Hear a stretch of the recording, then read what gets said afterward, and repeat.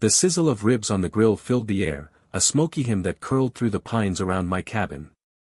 The sun was dipping low, painting the lake orange, and I was halfway through a cold beer when I heard her, Karen. Her voice cut through the evening like a chainsaw, shrill and relentless. "You can't have that fire here. It's against homeowners association rules," she barked, storming across the gravel path from her pristine lot next door, her phone already pressed to her ear. I leaned back in my folding chair, the metal creaking under me, and caught the glint of her perfectly manicured nails waving like a warning flag. She was calling 911. Over my barbecue. This wasn't new. Karen had been the self-appointed sheriff of Pine Lake Estates since I'd bought my cabin 2 years ago. A single mom with a chip on her shoulder and a rulebook thicker than the Bible, she'd made it her mission to police every inch of this community. No music after 8 p.m. No boats docked an inch past regulation. And apparently, no backyard barbecues without her written approval.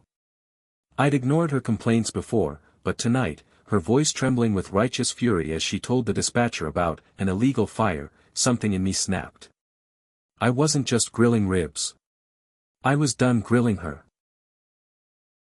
The air smelled of charcoal and rebellion as I stood, brushing sauce off my hands. Karen's eyes narrowed, her lips pursed like she'd bitten a lemon. "You're in big trouble, Jake," she said, her voice dripping with smug satisfaction. "The fire department's on their way." I didn't answer. Not yet. I just sipped my beer, the cold glass sweating against my palm, and let her think she'd won. She didn't know I'd been waiting for this moment. For months, I'd been collecting evidence, photos, emails, even a grainy video from my security cam, of her own violations. The unpermitted deck she'd built. The boat she left docked overnight. The landscaping that crossed her lot line onto mine. Karen thought she was untouchable, but I had a tow truck on speed dial and a friend in the homeowners association board who owed me a favor. 7 minutes. That's how long it took for the tables to turn. As Karen stood there, arms crossed, waiting for sirens to back her up, I made a call. "Hey, Mike," I said, my voice low, calm, like I was ordering pizza. "Yeah, it's time. Lot 17. Right now." Karen didn't notice. She was too busy pacing, her heels clicking on the gravel, muttering about community standards. I could smell her perfume, something floral and sharp, like her personality, mixing with the smoke from my grill. The lake lapped softly against the shore, a quiet contrast to the storm brewing in my chest. I wasn't just fighting for my barbecue. This was about every neighbor she'd bullied, every petty fine she'd pushed through, every time she'd made someone feel small. Then came the rumble. Not sirens, tires. A tow truck growled up the road, its yellow lights flashing like a predator's eyes. Karen froze, her phone slipping slightly in her hand. "What's that?" she demanded, her voice cracking for the first time. I shrugged, tossing a rib onto the grill, the hiss of fat hitting flame punctuating the moment. "Guess someone's in trouble," I said, mimicking her earlier tone. The truck stopped in front of her lot, where her shiny new SUV sat parked, illegally, as it happened, on a strip of land she'd claimed without permission. Mike, the tow driver, hopped out, his boots crunching gravel. He gave me a nod before hooking up her car. Karen's face went white, then red, then something close to purple. "You can't do this," she screamed, rushing toward Mike.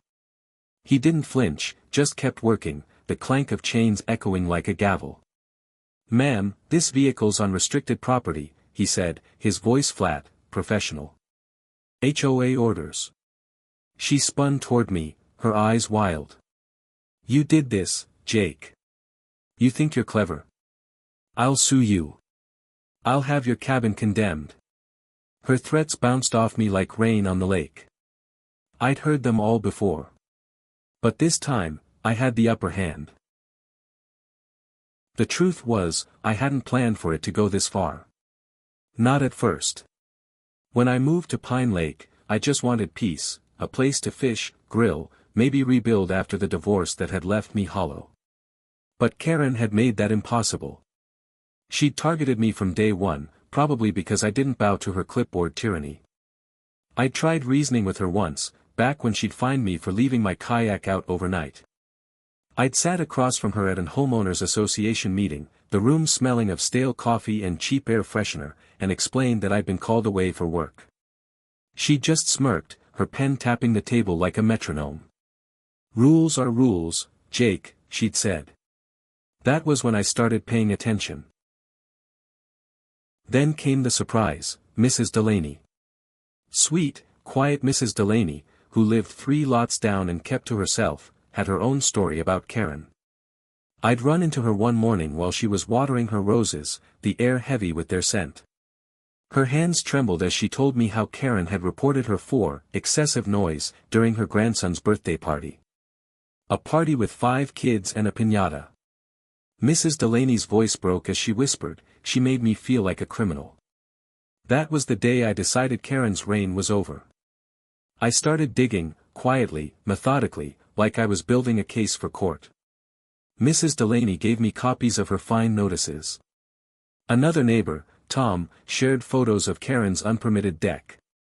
Piece by piece, I built a file that could bury her. Back at the cabin, the tow truck's engine roared as it pulled Karen's SUV away. She was screaming now, her voice raw, desperate. "You can't take my car. I'm the homeowners association president." Mike didn't care. Neither did I. The fire department arrived a minute later, 2 guys in heavy gear stepping out of a red truck. They glanced at my grill, then at Karen, who was waving her arms like a stranded castaway. "Ma'am, that's a standard propane grill," one of them said, his tone bored. "No open flames. No violation." Karen's mouth opened, then closed, like a fish gasping for air. The firefighters left as quickly as they'd come, their truck fading into the dusk. I could have stopped there. I could have let her stew in her embarrassment, her car gone, her authority crumbling. But I wasn't done. I pulled out my phone and opened the email I'd drafted to the homeowners association board, attaching every piece of evidence I'd collected. The deck. The boat. The lot line violation. Even the time Karen had dumped her yard waste on community property and blamed Tom. I hit send, the soft whoosh of the email cutting through the silence. Karen was still standing there, her face a mask of fury and disbelief, when my phone buzzed with a reply from the board. "Emergency meeting tomorrow," it read. "Your evidence is compelling."